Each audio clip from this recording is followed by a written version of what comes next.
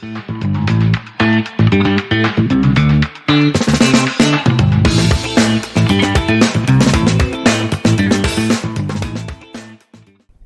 semuanya, kembali lagi dengan saya Sheila di She Talk, Sheila's Talk.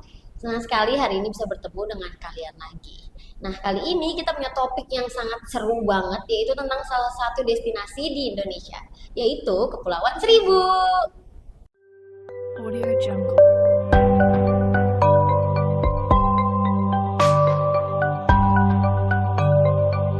Audio Jungle.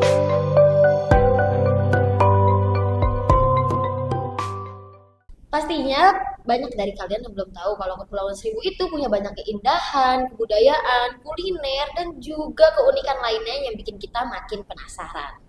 Nah, kali ini saya nggak sendirian karena saya ditemenin oleh Bang Gufron.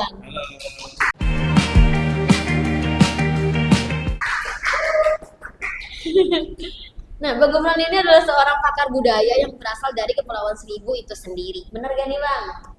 Betul. Bang Gufron, sebelum pembahasan kita lebih lanjut, boleh ceritain dulu kan nih sebenarnya Kepulauan Seribu itu dari segi budaya tuh kayak gimana sih? Untuk dari segi budaya sendiri, budaya di Kepulauan Seribu itu adalah akulturasi.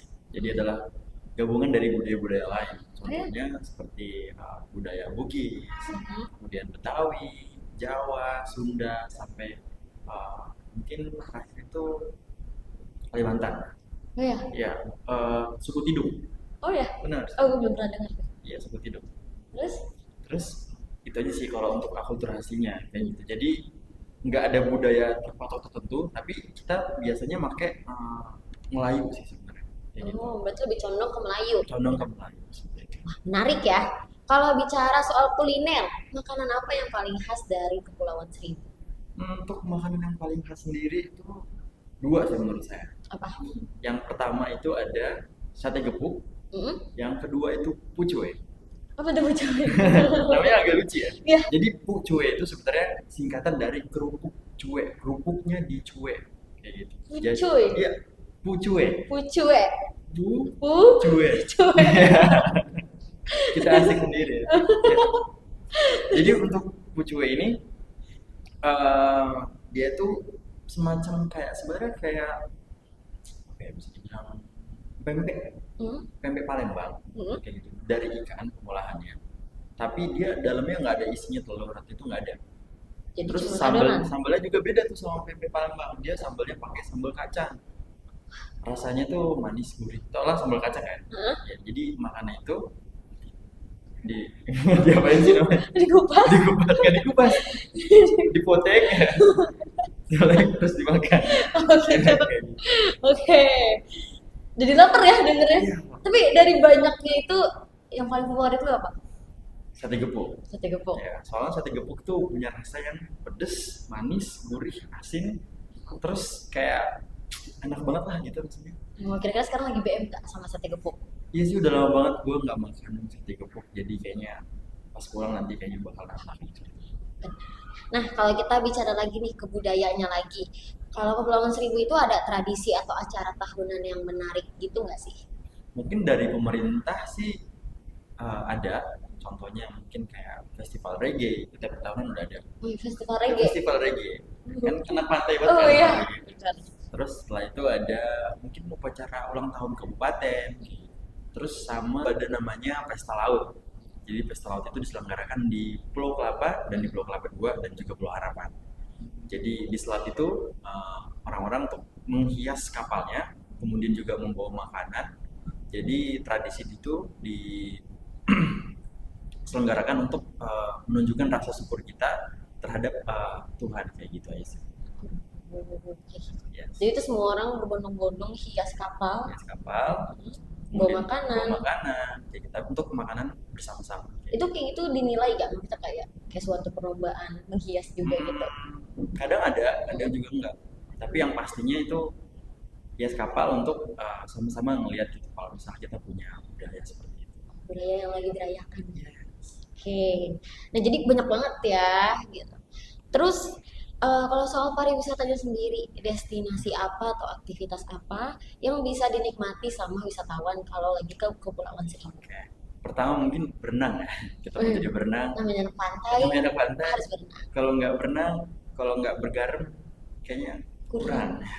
Jadi yang pertama yang gue rekomendasiin adalah eh, snorkeling sama diving. Di Pulau Seribu kita bisa snorkeling sama diving di spot-spot tertentu. Dan itu kalian harus coba karena karangnya kemudian biota lautnya itu masih bagus banget. Oh ya, Yes. ada ikan paus ya? Untuk ikan paus Hiu atau sendiri, paus ya? kalau ikan untuk hiu mungkin hiu karang itu masih ada. Tapi kalau misalnya untuk hiu great white shark tuh kayaknya Iya. bukan habitatnya. Orang juga takut kalau kayak gitu mau nyemplung. Cuma hiu karang. Terus kalau misalnya hiu paling Yang kecil-kecil gitu. iya kayak hiu sperma, Oh iya. hiu sperma sama hiu paus. Tapi lu sendiri pernah nggak snorkeling gitu atau Kalau diving? snorkeling pernah, dulu kan suka ikut nyari ikan sama kakek. Hmm.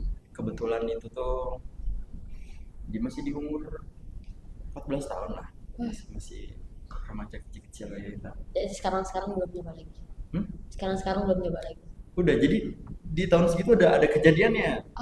Jadi pas lagi nyari ikan di bawah, lagi ngejaring, biasa kalau ngejaring tuh lihat dulu kan di bagian mana ya, biar karangnya nggak rusak, terus juga biar ikannya di situ banyak kayak gitu kan. Jadi di observasi dulu, kita cari-cari, setelah itu baru kan. Nah pas lagi nyari, lagi pegang jaringnya di bawah laut, kita juga pakai pemberat kan. Bawah laut itu agak dalam sekitar mungkin 12 meter lah. Wah, lumayan ya. 12 sampai 10 meter. Pas di bawah, pas nengok ke atas tuh, di atas tuh kan namanya hiu paus kan baunya putih juga kan. Iya, betul. Ya gue pikir tuh kayak ikan hiu gede gitu kan. Hiu berat banget gitu. Pas ngeliat kayak langsung Panik. panik. Tapi pas naik, udah naik aja dari atas dikodein nggak apa-apa, itu bukan hiu atau apa, tapi itu hiu paus. Terus naik ke atas. Berarti masih bagus banget ya daerah perairannya ya. Dan benar-benar berarti menggambarin kalau kehidupan orang di Kepulauan Seribu itu benar-benar kehidupan seorang pesisir Betul. yang justru orang Jakarta pasti masih yang kayak, oh masih ada ya ternyata yang kayak gitu. Ya, Banyak juga orang Jakarta juga nggak tahu tuh Kepulauan Seribu di mana. benar, karena gue pun juga baru-baru setelah kenal lu baru tahu lagi Kepulauan Seribu. Gitu. Iya, betul. Nah, jadi banyak banget ya destinasi sama pariwisata yang bisa dinikmatin sama wisatawan. Mulai dari kuliner, tradisi sampai destinasinya itu kan berarti Pulau Seribu itu membuktikan kalau dia itu memang sangat kaya akan alamnya dan lain-lain yang bisa dinikmati. Tapi Bang Gufron, dengan pesatnya perkembangan pariwisata, apa sih tantangan yang dihadapin untuk melestarikan kebudayaan itu? Karena kita akulturasi untuk budaya tersendiri itu kita juga baru ngebangun beberapa misalnya kayak tarian, kemudian jadi dari rai sih dulu tarian. Jadi kita dari pemerintah sendiri membuat suatu budaya itu dari pemerintahnya. Jadi ada tari, waktu itu saya juga ikut, itu tari Vaganza. Aceh Tari Vaganza itu diresmikan tahun 2015 sama Pak Bupati, Pak Budi, ya, Sebagai kebudayaan sebagai baru kebudayaan baru, sebagai tradisi baru di Pulau Kepulauan Seribu. Seribu. Tariannya gimana? Tahu gak? Dia tuh tariannya semi Betawi, kemudian juga Melayu. Jadi iringan musiknya tuh masih Melayu, cuma untuk tariannya itu kayak masih ada gerak-gerakan Betawinya. Kayak gitu. Oh, jadi benar-benar akulturasi yang Benar-benar masih akulturasi. budaya. Oke. Bisa contohin nggak? Aduh, untuk nyontohin sih udah lama banget ya. Mungkin untuk beberapa gerakannya karena masih sama gitu ya, sama Betawi. Mungkin yang kayak yang gerakannya saya yang kayak gitu, yang gini-gini ya kayak gitu sih. Gitu.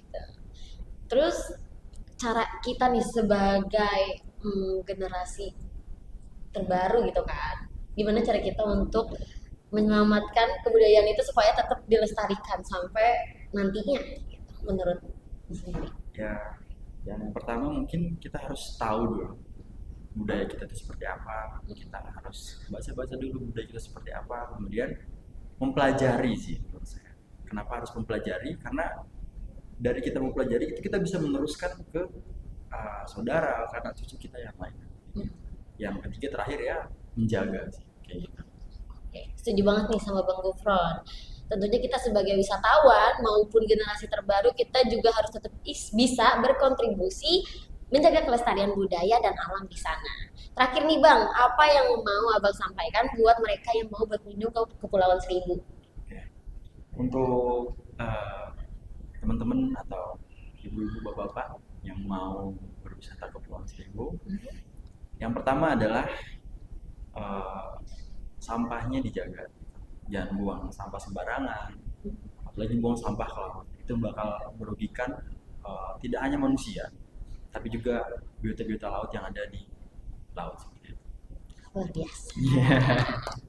Bang Gufron, terima kasih atas waktu, jawaban, dan cerita-ceritanya yang sangat inspiratif. Semoga obrolan kita hari ini bisa menambah wawasan dan kecintaan kita pada kebudayaan Kepulauan Seribu. Sekian pembicaraan kita hari ini. Saya Sheila Safira, pamit undur suara. Terima kasih.